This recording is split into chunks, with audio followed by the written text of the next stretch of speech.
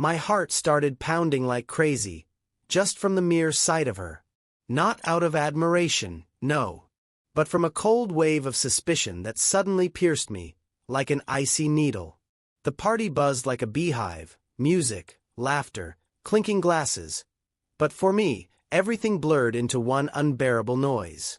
I stood by the bar, as if separated by a glass wall, and watched. Watched her. Melanie, my wife, in her new emerald dress that so flattering emphasized her curves, twirled in a dance. And not with me. With Kevin Miller. Maybe I'm being too picky? Maybe it's just a corporate party, and everyone is relaxing? But something about their dance was off. Too close. Too long. Her laughter, bright, carefree, sounded as though she had completely forgotten I was even there. And his hand on her waist, too tight for a colleague. I glanced around the room. The glittering tinsel reflected the spotlight, creating an illusion of celebration. But for me, everything around me dimmed, losing its colors. It was just her and him left. At the center of my attention, at the center of my anxiety. The scent of Melanie's perfume, which I once adored, now seemed suffocating, intrusive, mixing with the sharp smell of cheap whiskey I gulped down without even tasting it. I saw her whisper something in his ear, and he laughed, tilting his head back. She responded with the same laughter, and at that moment, their gazes met. Not mine. Their own. For a moment, it seemed like they existed only for each other in this noisy room, cut off from the rest of the world. I was pierced by a sharp pang of jealousy, mixed with an unfamiliar feeling. Offense? Humiliation. I couldn't pinpoint it exactly. I just knew something was wrong. It had been wrong for a while. The last few months, she'd changed. Distant. Silent. It was as if an invisible wall had grown between us. Evening work delays, endless meetings, the sound turned off on her phone when she went into the shower. Little things, scattered puzzle pieces that I stubbornly didn't want to fit together. But now, watching their dance, I suddenly saw, clearly and terrifyingly, that the picture had already come together. And I didn't like it at all. It scared me. The music faded, the dance ended, but they didn't part. He said something to her, leaning in closer, and she nodded, smiling. Smiling at him. Not me. Not her husband, standing just a few feet away, feeling the ground slipping from beneath his feet. No, she was smiling at him the way she used to smile at me. In the early days of our acquaintance, when there was nothing between us but a spark of curiosity and a hint of a future. And now there's a chasm between us. And it seems like she's already found someone to fill it. My throat went dry, and my chest constricted so tight I could barely breathe. I finished the whiskey, set the glass on the bar counter, and headed in their direction. I had to interrupt this dance. I had to turn her gaze back to me. I had to know the truth, no matter how bitter it might be. The morning greeted me with a gray sky and a heavy hangover, but the real headache pulsed not at my temples, but somewhere deep inside my soul. The office was buzzing with the usual Monday chaos, the clicking of keyboards, muffled conversations, the smell of coffee from the machine. It seemed like nothing had changed. But for me, everything around me was poisoned by last night, soaked in the sticky feeling of anxiety. I sat at my desk, staring at the monitor, but all I could see was their dance, her laughter, his hand on her waist. The lunch break came like a sentence. I went to the coffee machine, trying to shake off the heaviness in my head. And then Matt came up to me. Usually chatty and good-natured, today he seemed awkward, avoiding eye contact. "Hey, Robert," he muttered, shifting from foot to foot. "Listen, I need to talk to you. It's uncomfortable, of course, but—" He hesitated, as if searching for the right words, and in that moment, I felt the anxiety tighten around my throat. Something had happened. Something bad. We stepped aside, by the window, away from prying ears. Matt took a deep breath and finally blurted out, "Listen, yesterday, at the party. You saw how Melanie was dancing with Miller, right? Well, that's... whatever, it was a party. But then, After the party, some of the guys stayed behind, for another drink. And Miller, he said some things. To put it simply. Matt faltered again, his face reddening. I waited, tense as a string. He started bragging, About Melanie. Said that she, you get it, right? That there was something between them. The world around me seemed to blur, losing its clarity. I heard his words, but they seemed to bounce off some invisible wall, not reaching my consciousness. What exactly was he bragging about? I barely managed to say, feeling my limbs go cold. Matt sighed, his eyes dropping to the floor. Well, guy talk, all that. He pulled out. It's just disgusting, Robert, honestly. He showed her underwear. Women's. Lace. Bright color. And he said it was a trophy.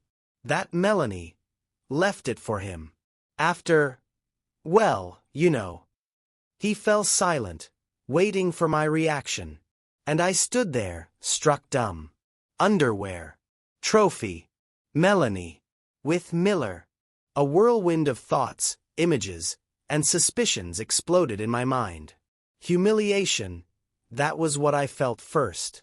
A burning, searing humiliation. I was made a fool. Me, my marriage, my honor. He, that self-absorbed peacock, was waving my wife's dirty underwear around like a flag of victory. In front of who? In front of these slippery office rats, who would eagerly pick up the gossip and spread it throughout the office, the whole city? Matt, are you sure? Maybe. You misunderstood. I rasped, clinging to the last straw of hope. Matt shook his head, looking at me with sadness in his eyes. I wish I was wrong, Robert. Honestly. But I saw it. With my own eyes. And I heard it. With my own ears. He was drunk, of course. Didn't know what he was doing. But the words were clear. And the underwear. I never thought he was capable of something like this. I'm sorry, Robert. I know it's horrible. But I couldn't. I couldn't stay quiet. You're my friend. You have to know. You have to know, I repeated to myself, feeling the knot in my chest tighten even more. Yes, I had to know. But did I want to? Was I ready for this ugly, dirty truth? The humiliation and rage faded to the background, giving way to a heavy, paralyzing emptiness. Betrayal. I was betrayed. By the two people closest to me. My wife and that worthless Miller.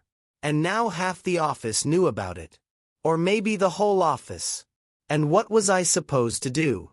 What was I supposed to do with this knowledge that had burrowed into me like poison? I looked at Matt, at his sympathetic face, and realized there was no turning back. The suspicions had become reality. The betrayal was out in the open. And now I would have to live with it. Or not live at all. Rage boiled inside me instantly, like a volcano awakening after a long sleep. Matt's words still echoed in my ears, but in my head, one thought pulsed. Miller. I had to find that bastard. I had to look him in the eye. I had to. I don't know what exactly, but I had to act. Immediately. Forgetting everything else. Work, propriety, the consequences. I ran out of the office. My heart was pounding like mad, blood thundering in my temples. I knew where to look for him. The men's restroom, the only place to hide from the office crowd, to smugly gossip about colleagues, to boast of one's victories. Exactly the kind of place where men like Miller felt like kings of the world. The bathroom door opened before me, like a gateway to hell. The sharp scent of cheap cologne and stale air stung my nose. He was standing by the mirror, adjusting his tie with a self-satisfied smile on his face. A winner's smile. The smile of the scumbag who had ruined my life. When he saw me in the mirror, he turned, and the smile slowly faded, changing to surprise, then to a terrified expression. He opened his mouth to say something, but I didn't give him a chance. My fist clenched on its own, and I struck. With all the force, all the fury that had built up inside me. The blow was precise and heavy. Miller screamed, staggered, and fell to the floor like a cut tree. The fight was short, dirty, and chaotic. I hit him again and again, losing myself in rage. He tried to defend himself, shouting something, but I couldn't hear anything except the rush of blood in my ears. This wasn't a fight. It was an explosion. An eruption of emotions tearing out, sweeping everything in their path. Suddenly, strong hands grabbed me from behind, pulling me away from Miller, who was lying on the floor, clutching his battered face. Security! How had they appeared so quickly? Had someone heard the noise? Had someone called them? It didn't matter. It was over. They dragged me aside, holding me like a wild animal. I was breathing heavily, my chest rising and falling like a blacksmith's bellows. My fist throbbed with pain, but I felt nothing except a dull satisfaction that I had at least let off some steam. Miller was sitting on the floor, smearing blood across his face, staring at me with hatred and terror. In his eyes, I saw not just physical pain but a primal fear. And for some reason, it brought me a strange, twisted satisfaction. They escorted me through the office corridors like a criminal, under guard. My colleagues parted, watching me with expressions full of curiosity and condemnation. I felt like an outcast, like a leper. They took me to the director's office. They were already waiting, Mr. Harrison, the director, with a stone-faced expression, and the head of security, a stocky, silent man with cold eyes. The atmosphere was heavy, tense, like before a storm. Mr. Harrison didn't even offer me a seat. He went straight to the matter, his voice cold and official, like a verdict. Mr. Jones, we are deeply disappointed in your behavior. Such displays of aggression are absolutely unacceptable in our company. We will not tolerate violence in the workplace. Your actions are a gross violation of corporate ethics and internal rules.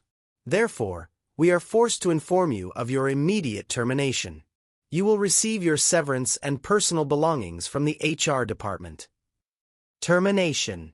That's it. That's the resolution. Instead of support, instead of understanding, instead of justice, punishment. They fired me. Me, the victim of betrayal, was made the guilty one. The door behind me clicked shut, cutting me off from my past life, from stability, from the future. I stood in the hallway, empty, drained. A broken heart, a broken face, a broken career. Betrayal by my wife, betrayal by my colleague, betrayal by my employer. It felt like the whole world had conspired against me. And now I was left alone with my pain, my rage, my confusion. What next? Where to go? What to do with this weight of betrayal that poisoned every cell in my body? I didn't know. And that uncertainty scared me more than the firing, more than the fight, more than the betrayal itself. That evening, I returned home like a squeezed lemon. Termination, the fight, betrayal, all of it hit me at once, crushing me, leaving me empty. The key in the door turned with a creepy screech, as if opening not a door to a cozy home, but a gate to hell. The light was on in the living room. She was waiting. Noreen was sitting on the couch, her head lowered as if burdened by an invisible weight. Hearing me enter, she lifted her tear-streaked eyes to me. Tired, swollen, full of despair. She didn't rush to apologize, didn't shout or deny anything. She just looked at me, silently, waiting for the verdict. And I had no strength for shouting or accusations. All the rage had burned out in the office bathroom, leaving behind only emptiness and exhaustion. I walked over to her, sat across from her in the chair. Between us, a chasm had formed, not just physical, but emotional and spiritual. A chasm of betrayal. Is it true? I simply asked, looking her straight in the eye. My voice was quiet, hoarse, almost indifferent. But inside, everything screamed, demanding an answer. The truth. Any truth. She flinched, as if struck, and tears once again flowed from her eyes, no longer restrained. "Yes," she whispered faintly, choking on sobs. "Yes, it's true. I don't know how it happened. It was a mistake. A weakness. I didn't mean to." Her words of apology flew from her lips like wounded birds, chaotic, helpless, empty. She spoke of loneliness, of misunderstanding, of how he understood me, of how it didn't mean anything. I listened in silence, feeling each word she spoke drive a new shard of pain into my heart. My heart was breaking, bleeding, but I felt nothing except cold emptiness. Emotions seemed to have turned off, leaving only a sober, brutal analysis of the situation. Divorce. There was no other way. It was clear to both of us, without words. The next few days passed in a fog. Packing up, dividing property, formalities, formalities, formalities. We parted, like strangers, like the strangers we had once been. But between once and now were years of shared life, years of love, years of hope. Years erased by one dance, one betrayal, one dirty rumor. After the divorce, Noreen seemed to break. She lost herself, lost her bearings, lost the meaning of life. She started drinking, neglected the children, locked herself in her loneliness and despair. The children, sensing her emotional abyss, withdrew from her, growing closer to me, to stability, to a fatherly love that, unlike a mother's, remained unwavering. But the story didn't end with the divorce. Kevin couldn't forgive me for the public humiliation. His ego had been bruised, his victory tainted. He decided to get revenge. In his own way, sneaky and cruel. One evening, when I was returning home, I was attacked. Two burly men, like they had risen from the earth, emerged from the darkness. The blows rained down, devastating, painful, relentless. I didn't have time to react, didn't have time to defend myself. They beat me with their hands, feet, something heavy and hard. They broke my arm, ribs, smashed my face. They knocked me onto the sidewalk and left, vanishing just as suddenly as they had appeared, leaving me lying in the dark, bleeding, broken, and helpless. But I wasn't alone. I had friends. Real friends. When they heard about the attack, they didn't ask questions, didn't offer advice, didn't pity me. They just acted. Silently, in unison, professionally. They tracked Kevin down, found his weaknesses, used their connections, and organized their own revenge. Not as dirty and vile as his, but effective. Harsh. Just. A few days later, Matt came to see me in the hospital. He sat by my bed, silently looked me in the eye, and said only one word, "Even." And in that word was everything: revenge, justice, the end of one story, and the beginning of another. I closed my eyes, feeling the heavy burden fall from my shoulders. The revenge had been exacted. Blood for blood. Betrayal for betrayal. And now I could begin to live again. Or could I? "Even," Matt said, and that word sounded like a gunshot, like the echo of a verdict, like the beginning of a new phase. It seemed that justice had prevailed. The police worked remarkably fast. Kevin was arrested almost immediately after the attack. The testimony of friends, surveillance footage, everything pointed against him. The trial was short and predictable. The verdict: 1 year in prison. 1 year, for the beating, for the ordered violence, for cowardice and treachery. Not much, of course, but enough to feel some relief. Enough to close that dirty chapter. Enough to breathe a little easier. I left the hospital on crutches, but on my own feet. The broken ribs were healing slowly, my arm ached, but my soul was slowly thawing. Life was returning, slowly, cautiously, but it was coming back. The children were happy to have me back, as if not just their father had returned home, but the whole world. Their love, their sincerity, their trust, became my main support, my salvation. I filed for custody, and the court, considering all the circumstances, ruled in my favor. Noreen didn't object. She seemed to have come to terms with her fate, letting us go, letting herself go. Work also somehow worked out. Not immediately, of course, but a vacancy opened up in another company, even better than the previous one. New people, new challenges, new prospects. Life was falling into place, like a puzzle slowly but surely coming together from scattered pieces. It seemed the dark period was behind me, and ahead, light, hope, a new beginning. One day, at a cafe, I ran into Isabella by chance. Bright, smiling, intelligent, with deep eyes and a sincere soul. We started talking, had coffee, then met again, then again.